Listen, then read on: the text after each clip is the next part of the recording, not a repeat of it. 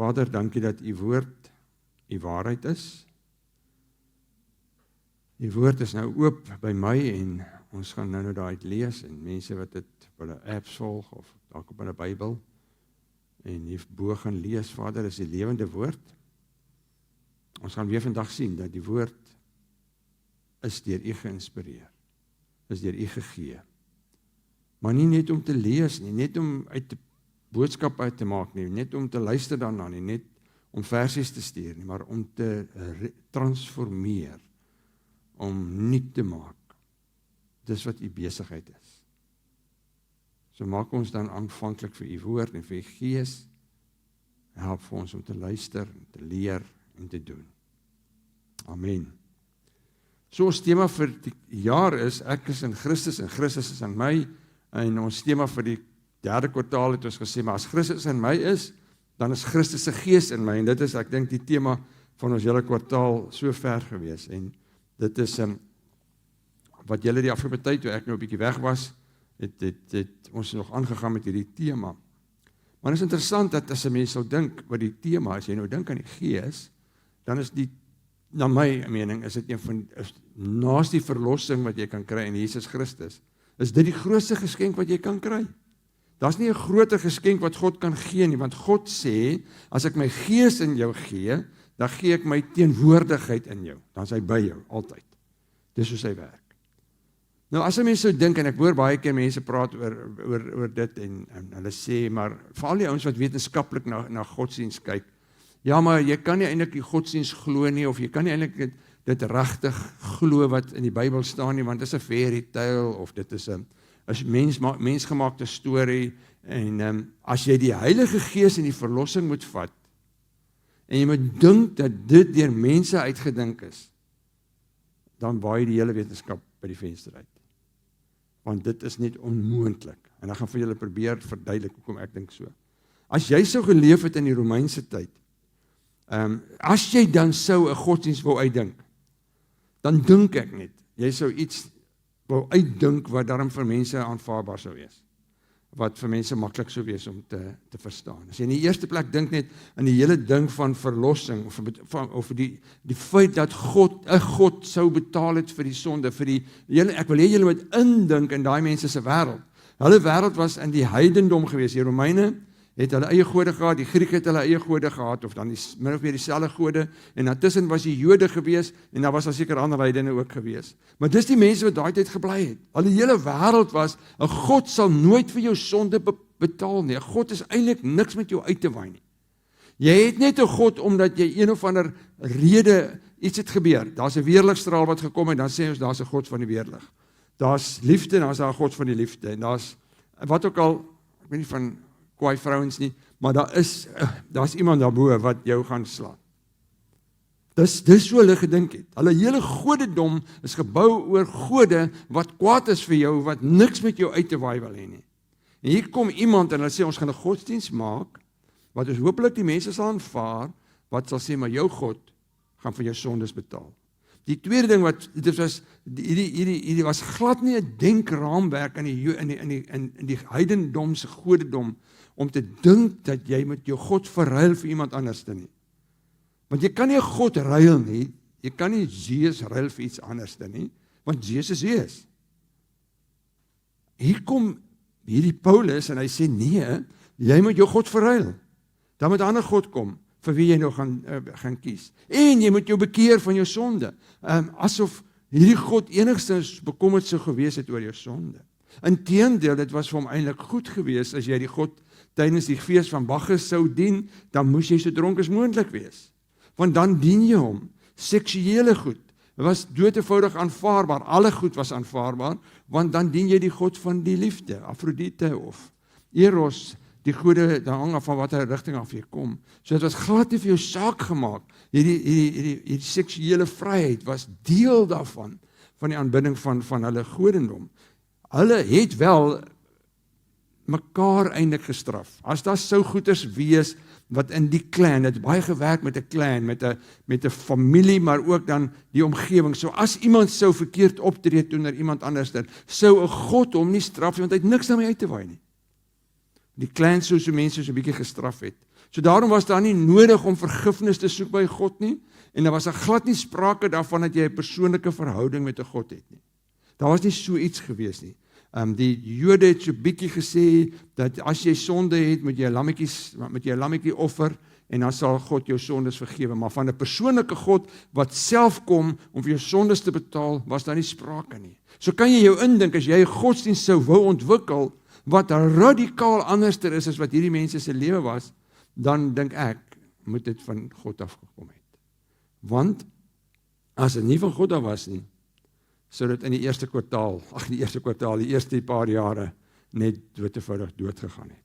Hierteen kom Paulus en hy sê vir hulle, hoorie, ek kom gee vir julle 'n nuwe godsdienst. Ek kom gee vir julle iets van wat soos volg is. En dit is wat die hele Romeine 8 eintlik is. Romeine 8 is so opsomming, dit is so 'n ongelooflike boek, waar jy kan dit verskillende fasette lees, jy kan dit lees oor die verlossingsplan. Ons gaan vandag dit lees vanuit die Heilige Gees se kant af. Jy kan dit lees oor die drie enige God. Daar's soveel in Romeine 8 wat jy net kan gaan lees, jy kan die hele jaar eintlik daar uitlees. Hier kom Paulus en hy sê, en die woord kom en hy sê, hoorie, God vind jou aanvaarbaar. Want hy het jou so lief, dat hy sy seun gee, sodat hy vir jou betaal. Die tweede ding wat hy vir hulle sê, julle het nie meer nodig, vir die Jode en vir die heidendom, om enige offer te bring nie. Want hulle moes al hierdie offers doen, dan moet hulle vir Jesus offer, dan moet hulle vir hierdie een offer. Hulle moet die hele tyd net, die probeer om net hierdie gode gelukkig te hou deur hulle offers. En die Jode kom en hulle sê, ek moet elke nou en dan 'n lammetjie offer, dan 'n duif, dan hierdie goed. Hy sê, dis nie meer nodig nie. Want daar het 'n persoon gekom en hy het vir jou offer betaal. Eenmalig verby, dis weg. Die derde ding wat so vreemd was, hy sê vir hulle, hoorie, dat as julle in hierdie God glo, dan word julle hierdie God se kinders. No ways, nie in daai tyd nie. Hoe sal jy dink om jouself te noem? Self die Jode het gesê, dis godslasterlik om te sê, God is jou vader, en jy is sy kind in die sin van 'n persoonlike verhouding.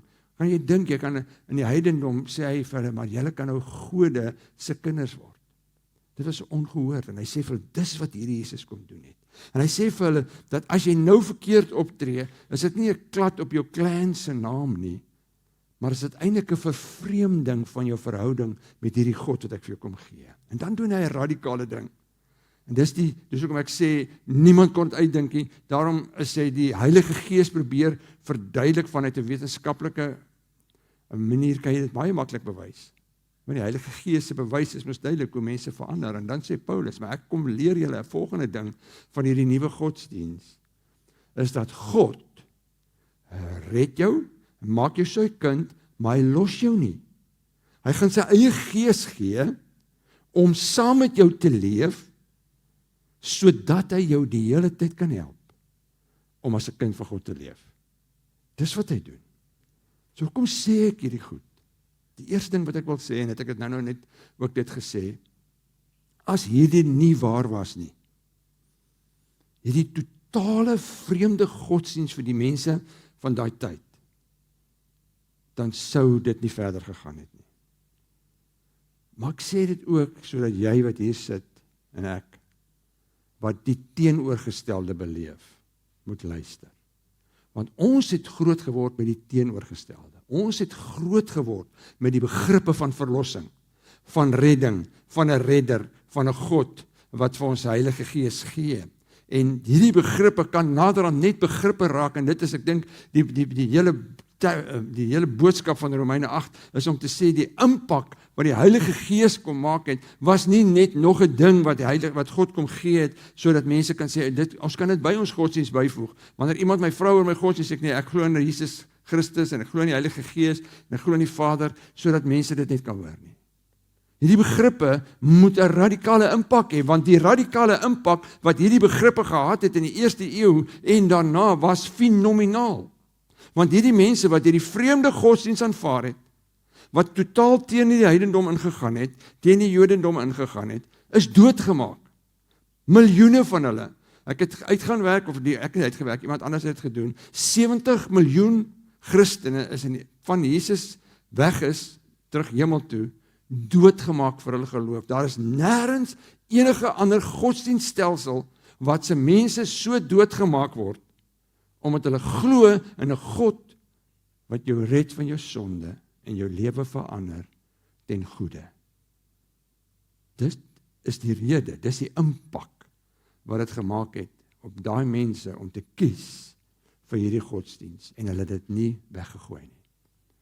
Die vraag wat ek mee sit, en dit is wat ek dink ons moet vandag 'n bietjie oor wonder, is maar het daai begrippe nog dieselfde impak in ons lewe? Maak dit 'n impak in die feit in jou lewe, in my lewe, dat ons 'n redder het, dat ons 'n verlosser het, dat God ons sê, ek is sy kind, dat hy vir my sê, ek gee vir jou my Heilige Gees om jou te verander, of is dit maar net deel van ons Afrikaner kultuur, want ons het so groot geword, en ons het hierdie begrippe, en dit verander ons nie regtig nie. So ek dink die Heilige Gees is, wat ek so sê, die Heilige Gees is nie gegee, sodat ons net kennis neem daarvan nie. Die Heilige Gees is gegee, sodat hy 'n radikale impak kon maak in mense se lewens. Baie mense sê, ek moet myself verbeter, en almal van ons moet onsself verbeter, maar niemand van ons sal ooit die vermoë hê om 'n nuwe identiteit te skep, soos wat die Heilige Gees dit kan skep. En dis wat hy kom doen. Want teenoor ons, het ek al baie gesê van die vyand, en ons vyand is ons eie sondige natuur, en hierdie sondige wêreld en die bose, is daar die hele tyd hierdie aanslag op ons lewe, op ons geestelike lewe, om dit wat God kom doen het, ek wil sê te nullifiseer, te kom niks werd maak nie. So, nou kom Paulus en hy sê, ek wil hê, as jy verstaan van die verskil, die impak wat God kom maak het, toe hy in die wêreld ingekom het, in daai tyd 2000 jaar terug, die impak het nie verander nie. Kom ons kyk na die Heilige Gees. Ons sê Christus se Gees is in my. Hier's 'n paar goed wat ek wil hê, ons moet duidelik na kyk. Die eerste ding is, hy sê, hy maak ons vry. Kom ons lees daarby by vers 2. Hy sê, die wet van die Gees, wat aan jou in Christus Jesus die lewe gegee het jou vrygemaak van die wet van die sonde en die dood. En toe ek daaroor 4 weke terug gepreek het, het ek gesê, dat almal van ons weet, kyk, ek net eers sê wat sonde. Sonde is net doodevoudig om ongehoorsaam te wees. Dis al wat dit is. Dis ongehoorsaam aan God se wil. So ek het so 2 weke terug, 'n paar weke terug gesê, dat almal van julle wat hier sit, weet, dat sonde, of ongehoorsaamheid, ons word daarin gebore. Ek het gesê, enige van julle wat kinders het, en wat nog aan kinders kry, waar is hy seentjie nou? Was hy nog soet? Dit kom nog.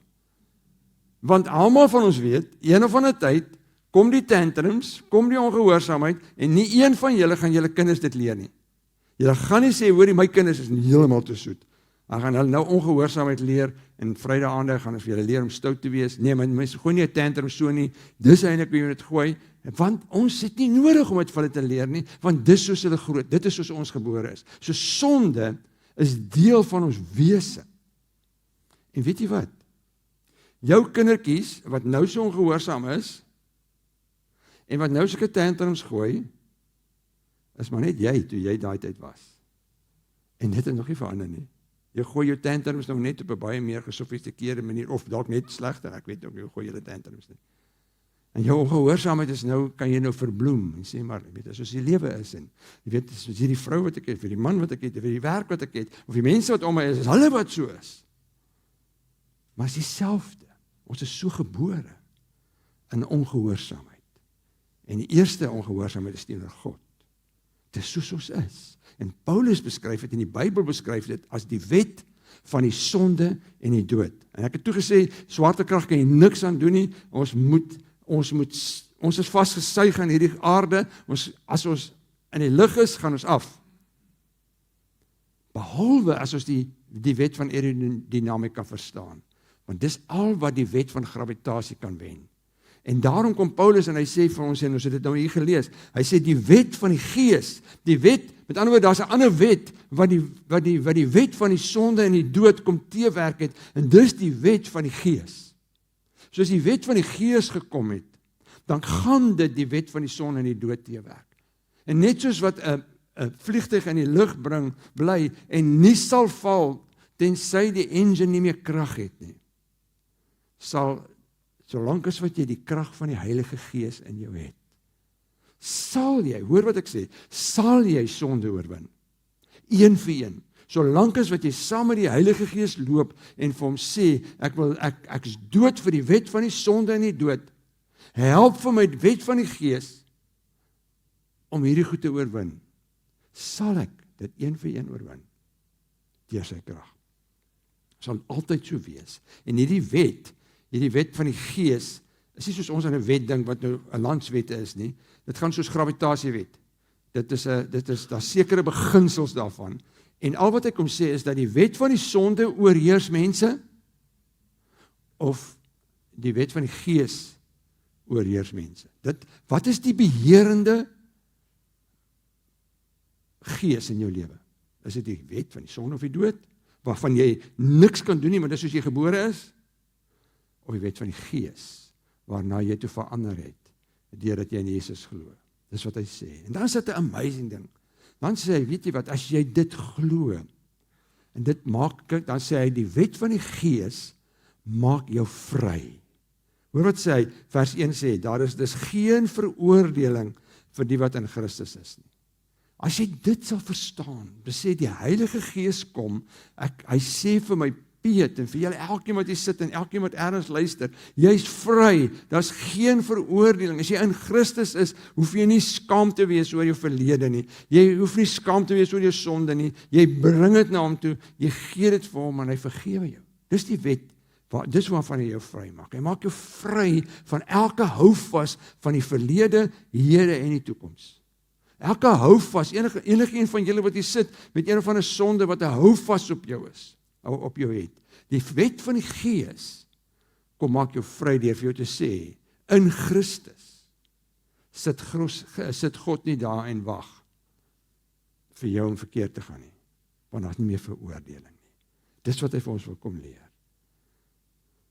En die manier hoe hy dit doen, is die tweede ding. Hy sê hier, hy vernuwe ons denke. Die mense wat deur hulle sondige natuur gedomineer word, hulle gedagtes word oorheers deur die sondige dinge. Maar die wat deur die Gees beheer word, die wet van die Gees, hulle gedagtes is vol van die dinge wat die Gees gelukkig maak. As jou sondige natuur jou denke oorheers, lei dit tot die dood. Maar as die Gees jou denke oorheers, beteken dit vir jou lewe en vrede. En julle almal kan saam met my stem. Dis 'n tweede ding wat julle saam met my moet stem. Die eerste het julle saam met my gestem, ons word almal in sonde gebore. Die tweede ding van die meeste van ons goeie en slegte goed, begin ons in gedagtes. Jou gedagte wêreld domineer mos nou jou lewe. Dit wat jy hier dink. Nou as Paulus kom en hy sê, hoorie, ek wil hê jy moet hoor dat die Gees kom en hy kom verander dit wat binne in jou, hy verander jou gedagtes, dit wat jou gedagtes domineer, kom verander hy, dan bedoel hy nie net random gedagtes nie, dan bedoel hy eintlik die hele gedenkraamwerk waarmee jy leef, kom verander hy. Hy maak dit skoon. Hy maak daai gedagtes, en kyk, gedagtes is mos nou die goed, terwyl jy sit, kan jy aan my dink, as jy wil. Niemand kan dit sien nie. Maar julle weet nie, ek het die vermoë ontwikkel om almal se gedagtes nou te lees nie. Nou dink jy dadelik beter van my. Hoekom dink jy dit? Nee. Maar niemand, almal van julle weet, ja, dankie tog, die mense kan nie my gedagtes sien nie. My gedagtes is daarom so 'n bietjie weggesteek. As jy partykeer as mense so kwaad maak, dan kan jy mos nee, julle doen dit seker nie, maar in jou gedagtes kan jy 'n paar goeders dink, en sê, dis weggesteek. Kyk, julle, een plek waar jy nie gereeld skoonmaak nie, is sekerlik, miskien is julle nie soos nie, onder jou skorrelgoedwasser, in jou yskas. Jy moet dit nie by ons huis wegskuif, nee. Kyk hoe vuil is my huis, sê maar niemand kyk daarna nie, want dit is daar onder die yskas en onder in die oomblik as jy dit wegskuif, dan kan jy dit mos nie weer terugskuif nie, want dan moet dit eers skoongemaak word. Hy sê, elkeen van ons, is so onder ons geestelike yskas, onder ons geestelike skorrelgoedwasser, het ons gedagtes wat niemand sien nie. En al wat God se Gees wil die hele dag doen, ek wil dit vir jou wegskuif, Nie om vir jou te wys hoe vuil is dit onder die yskas nie, maar om vir jou te sê, kom ons maak skoon. Daar waar niemand sien nie. Daar waar bitterheid groei, daar wil ek dit kom wegvat. Daar waar jaloesie is, daar waar vrees is, daar waar woede is, daar waar angs is. Baie keer sê jy, ek weet nie, hoekom het ek so kwaad geword nie. Dit lê onder die yskas.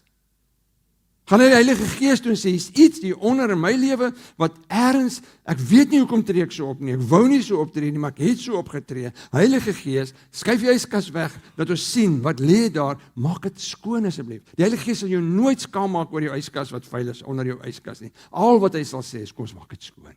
Want dis my werk. Ek gaan jou gedagte wêreld vernuwe, want hy is in die besigheid van transformasie. Hy is nie in die besigheid van, om sien hoe sleg is jy nie. Sy besigheid is om te sê, ek wil hê, jy moet, ek gaan my terug in daai versie toe net. Lees wat daar onder staan. Hy sê, die heel onder sê, maar as die Gees jou denke oorheers, beteken dit vir jou ware lewe en vrede. Dis die Gees se intensie. Die Gees se intensie is nie om jou angstig te maak nie, nie om vir jou doodslewe te gee nie, nie om vir jou te laat vertel hoe sleg is jy nie. Die Heilige Gees sê, ek skuif weg die yskas, sodat dit kan skoonmaak, sodat jy kan lewe en vrede het. Maar die teenoorgestelde daarvan, van die teenoorgestelde van lewe en vrede, is angs en angstigheid en bitterheid en kwaad. En hy sê, ek is nie in daai besigheid nie. Die Heilige Gees sê, ek kom, en ek wil vir jou ek wil jou gedagte wêreld so verander, sodat jy lewe en vrede het. So eintlik vra hy, wat 'n frekwensie is jou gedagte wêreld ingestel? Waaraan dink jy as jy niks dink nie? Of as jy niks mee besig is, jy sit op die trein, jy sit by die see, jy sit daar by die vuur, of jy is in 'n wagkamer. Wat is dit wat jou gedagte wêreld oorheers? Is dit God? Of hierdie wêreld? En hy sê, ek wil dit skuif, dat wanneer jy tyd het, jy oor God sal dink, en oor jou lewe. Hoekom? Want die derde ding sê, hy woon by ons. Hy sê, die Heilige Gees woon by jou. Hy sê, julle word egter nie deur julle sondige natuur beheers nie, maar deur die Gees. Want die Gees van God woon in julle. Vers 10 sê, omdat Christus in julle is, gee hy die Gees aan julle, die Gees aan julle die lewe op grond van God se vryspraak. Jy en ek kuier nie by God op 'n Sondag nie. Of wanneer jy sy Bybel lees of bid, of wanneer ook al jy met God verkeer nie. Dis nie 'n kuier God nie. Hy kuier nie by jou nie, hy woon by jou. En die bewys dat die Heilige Gees in iemand woon, is nie dat daai persoon is die mees perfekste persoon op aarde nie. Dis nie 'n bewys nie. Die bewys dat die Heilige Gees in jou en my woon, is dat ek en jy 'n begeerte sal hê om elke dag vir die Heilige Gees te sê, ek wil meer leef soos wat Christus geleef het. My karakter moet verander word. Ek gaan nog sonde doen, maar my sonde gaan ook onmiddellik weet dis verkeerd. En ek gaan dit onmiddellik bely teenoor die persoon, as dit 'n persoon is, en teenoor God. Want dit hoort nie by my nie. Dis God se Gees wat in my woon, wat ek eintlik elke dag moet sê. Soos ek sê, gee my daaglikse brood.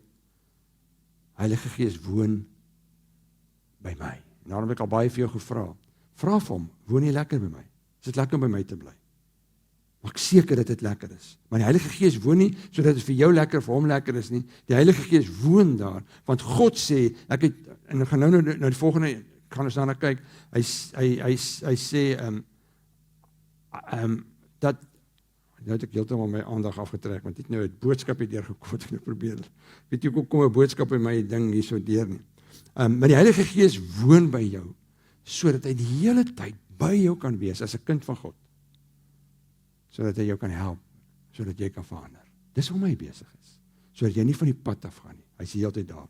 En dan kom hy 'n volgende wonderlike ding, hy sê, hy gee lewe aan ons sterflike liggame, hoor hierso, omdat die Gees van God, deur wie Jesus uit die dood opgekom is, in julle woon, sal hy, deur wie Christus uit die dood opgewek is, ook julle sterflike liggaam lewend maak, deur sy Gees wat in julle woon. Dis 'n amazing gedagte. As jy jou foon op laai gesit het, en dan sê hy gewoonlik haal jy hom af as hy 100% is. Hoeveel is hy daarna, as jy hom uitgeplak het? 100% min die minuut wat hy af is. Dis soos self van werk. Enige ding wat met batterye gelaai word. Die oomblik as jy hom uittrek, dan begin hy afloop. En dan loop hy af tot hy dood is. Dan sê die batterye is dood. Dis ons. Van die dag wat jy gebore is, begin jy afloop en gaan jy doodgaan. Dit is nou slegte nuus vir julle, maar as 'n week minder vandag, na laas Sondag. Want dis soos dit is. Die lewe is soos die battery van 'n selfoon wat afloop totdat hy dood is. En nou sê hy, maar moenie worry nie. Want hoor hierso, hy sê hier, hy gee vir ons die Heilige Gees wat ons help om hierdie sterflike liggaam in 'n nuwe liggaam te verander. Hy sê die Heilige Gees woon in jou vir daai spesifieke rede. So die oomblik as jy deur die dal van doodskade weer gaan, as jy 'n kind van God is, dan gaan jy hierdie liggaam gaan doodgaan. Maar die Heilige Gees hou nie op om in jou te woon nie. Hy gaan nie weg nie, want die oomblik as jy doodgaan, dan gee hy vir jou 'n nuwe lewe by Christus. En dan verander hy sê hier, hy verander ons liggaam na 'n nuwe, verheerlikte liggaam. Dis deel van sy werk, om daar die hele tyd by jou te wees. Nooit sal enige een van julle, wat 'n geliefde aan die dood afstaan, wat in Christus is, hoef te twyfel, dat die Heilige Gees nie daar was nie. Want hy sê dit, hy waarborg ons, dat hy sal daar wees. Hy woon spesifiek vir een van die redes hoekom hy by jou woon, is om jou te help in die transisie, van hierdie liggaam, na jou nuwe liggaam. Ek weet jou gaan dit wees nie, maar hy gaan daar wees. En 'n amazing ander gedagte wat hy sê, hy maak ons sy kind. En hy maak ons sy kind juis vir ewig. Almal wat hulle deur die Gees van God laat lei, is kinders van God. Die Gees wat aan julle gegee is, maak julle nie tot slawe nie, en laat julle nie meer in vrees lewe nie. Julle die Gees ontvang, wat julle tot kinders van God maak, en wat ons tot God laat roep, Abba. En dit beteken Vader. En hierdie Gees getuig saam met ons Gees, dat ons kinders van God is. Onthou, Paulus praat met mense wat dit glad nie verstaan het nie. Hier is 'n game changer vir almal van ons, om te verstaan dat God, dis al klaar amazing om te weet, God is my God. Dis al klaar amazing om te weet, dat God het my so lief gehad, dat hy Jesus gestuur het, om vir my dood te gaan aan die kruis. Dis klaar vir my amazing om te weet, dat hy sê van, jy gaan vir ewig by my lewe. Maar die game changer is dat, maar ek gaan jou nie net, ek is nie net jou God nie, ek maak jou my kind. En as jy jou my kind maak, is ek jou Vader. Dis 'n ongelooflike gedagte. Paulus skryf hierso, daai laaste verse, sit hom gou vir my weer op. Hy sê, Gees ontvang wat tot vers 16 sê, hierdie Gees, nee voor dit, wat ons tot God laat roep, Abba. Dit beteken Vader. Dit is 'n baie nabye, intieme verhouding. Vir die mense van daai tyd sou dit godslasterlik gewees het as jy 'n Jood is, om vir God te sê Abba. Jy kan nie so close aan God kom nie. Paulus sê, dis wat die Heilige Gees kom doen. Dis asof hy, die woord wat daar gebruik, hy sê, hy laat ons, God maak, hy laat ons roep Abba. Dit is asof hy ons lippe vat, en dit so vat en sê, Abba. Dis wie God is. Hy leer ons 'n nuwe taal.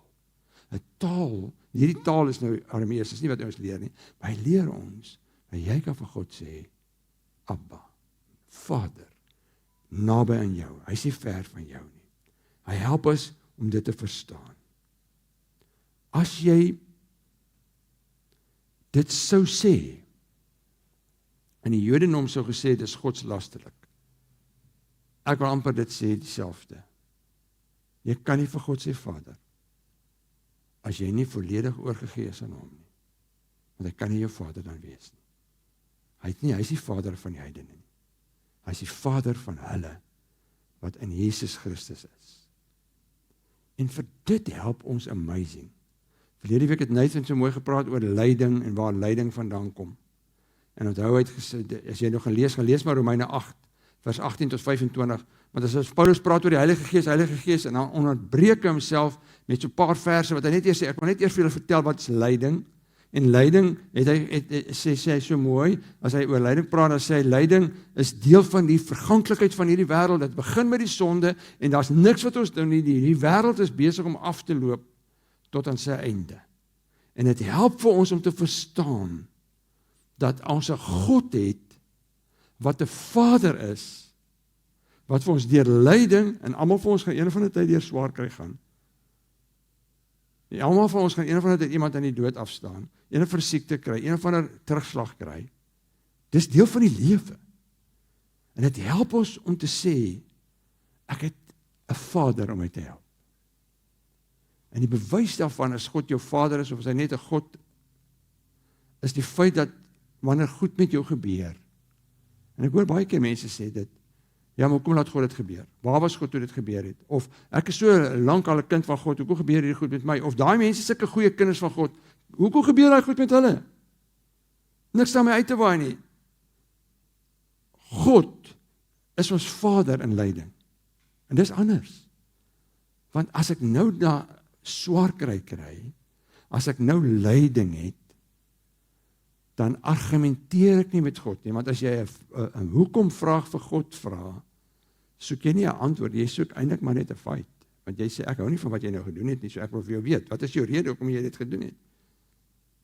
Maar hy leer ons om te sê, maar in lyding, jy kan dit vir God vra, maar hy is jou Vader, jy gaan na hom toe en sê, Vader, ek kom hardop na u toe, want die slegte goed is besig om te gebeur.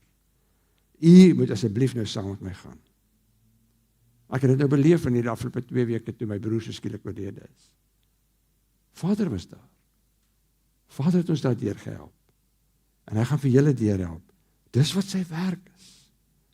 Maar soms, net soms, is dit so moeilik om swaar kry te verstaan.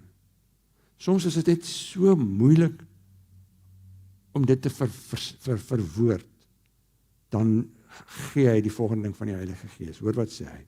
Hy gee ons die Gees, wat ook namens my kan bid vir die Vader. Die Gees staan ons ook in ons swakheid by. Ons weet nie wat en hoe ons behoort te bid nie. Maar die Gees pleit vir ons met 'n versigtiging wat nie met woorde gesê word nie, want hy bly binne in ons. Hy weet ons versigtinge. En God, wat die harte deurgrond, weet wat die bedoeling van die Gees is, want hy pleit vir ons die wil van God vir die gelowiges. Amazing gedagte. Dat baie keer is jy net so stom geslaan oor goed wat met jou gebeur, dat jy nie eers kan bid nie. Dan kom God se Gees, en hy vertaal jou versigtiging. Hy vertaal daai moeilikheid wat jy nie kan eers oordra aan hom nie, in God's taal. En hy sê, Vader, God, weet, wie ook al, sy lewe is nou en so gemors. Slegte goed het nou gebeur, hulle weet nie hoe om te bid nie. Ek kom namens hulle bid. Dis 'n amazing gedagte. As Johannes praat oor die Heilige Gees, as Jesus praat oor die Heilige Gees, dan sê hy vir hulle, ek gaan julle nie weeskinders agterlaat nie, ek gaan vir julle die parakletos, dis die Griekse woord, wat hy gebruik daar stuur. En die parakletos is 'n woord wat sê, one who helps by consoling, encouraging, or mediating on behalf of a helper, encourager, a mediator.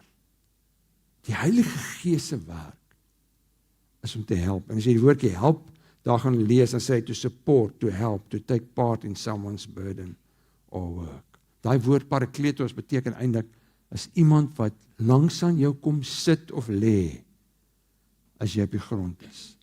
God se Gees is nie soos die wêreld wat ons sal skop nie. Hy kom lê langs ons, en hy tel ons op. Dis sy werk, om ons te help. Nou is interessant, ons het mos 'n segding wat sê, let go and let God. Verstaan wat ouens bedoel, maar dis nie eintlik wat hier teologies reg is nie. Hy help ons, hy is ons helper. Met ander woorde, ek moet 'n swaar ding dra, dan vra ek iemand anderster, vat gou daai kant. Dan help jy my. Ek kan hom nie alleen dra nie, maar ek gaan help dra, en jy gaan my help. Dis eintlik wat die Heilige Gees se werk is in swaar kry. Wanneer dit met jou baie swaar gaan en jy sien nie 'n kans om aan te gaan nie, dan gaan jy na hom toe sê, Heilige Gees, help my. Want op 'n stadium sal ek 'n oplossing moet soek vir hierdie probleem. Iemand gaan dood. Jy skielik is hierdie persoon nie meer daar nie. Jy vra vir jouself, hoe gaan ek dit maak? Ek gaan nie kan regkom sonder hom nie of haar nie. My lewe is my lewe is net gone. Sê Heilige Gees, help my. En dan begin jy jou dra. En dan begin jy jou help dra. Tot jy by 'n punt kom en sê, nou het ek vrede. Nou kan ek hiermee leef. Dis die werk van die Heilige Gees. Gaan jou nooit los nie. Gaan jou help in jou swakheid. So wat hoor ek en wat vat jy huis toe? Dis net hierdie 6 goed. Die eerste ding is dat die Heilige Gees kom en hy maak jou vry. Daar's nie meer laste nodig nie. Sonde is gone. Veroordeling is weg. Die tweede ding wat hy kom doen, hy kom en hy kom vernuwe jou gedagtes. Hy maak jou nuut. Hoekom? Want hy kom woon by jou. Hy is permanent. Hy is nie 'n besoeker nie. Hy's nie net daar rond nie. Hy's deel van jou lewe. Hoekom? Want hy wil jou leer hoe om te leef as 'n kind van God. Die ander rede hoekom by jou woon, is dat wanneer jy deur die dal van die dood gaan jouself, dat hy jou menslike liggaam, jou sterflike liggaam, sal verander in 'n verheerlikte liggaam. Hy maak jou kind van God, hy gee jou die reg om te sê, Abba, Vader, naby aan God. Maar hy weet ook in lyding het jy 'n Vader nodig. Jy het God nodig, God is daar, maar God sê, ek wil hê jy moet nader kom. In lyding het jy 'n pa nodig, wat jou gaan help. Baie keer gaan jy nie eers kan praat nie, dan sal die Heilige Gees praat. Dis sy belofte. So die vraag is nie vanoggend, het God genoeg gedoen? Of het God goed genoeg gewees om vir jou en my te help in hierdie wêreld, om die impak van sy redding prakties te maak? Hy het genoeg gedoen. Die vraag is eintlik maar net, jy en ek, hoe reageer ons op die feit dat ons God se Gees het elke dag van die dag, elke dag van die lewe? En miskien is dit nodig dat ons af en toe, miskien is dit vanoggend nodig, dat jy jou weer bekeer, dat jy weer terugkeer, of weer opnuut sê, Heilige Gees, miskien het ek 'n bietjie parkeer, ek verstaan die impak, ek beleef dit nie altyd nie, maar kom, Heilige Gees, U wat in my woon, vernuwe my gedagtes, maak my nuut dink, verander my hele lewe. Dis 'n bekering terug na hom toe. So kom ek bid vir ons. Here, dankie vir hierdie woord en hierdie Romeine 8 wat so ryk is en so diep is. Hier is soveel van die Heilige Gees wat ons nog kan sê. En wat U nog steeds miskien na die tyd met mense kan praat, as hulle weer hier gaan deurlees, sê, daar's nog 'n ding. Daar's nog goed wat ek hier raak lees nie. Dankie daarvoor. Dankie dat U Heilige Gees so rykdom van U self is. Dat U die Heilige Gees gegee het vir ons te help met elke faset van ons lewe. Help vir ons vandag om miskien weer opnuut te sê, Heilige Gees, miskien het ek hier parkeer, miskien het ek net hierdie begrippe as deel van my lewe gemaak. Miskien is dit nodig nou om te sê, Heilige Gees, neem oor in my lewe. Ek draai terug, vernuwe my denke. Ek bid dit vir my en ek bid dit vir ons elkeen. Amen.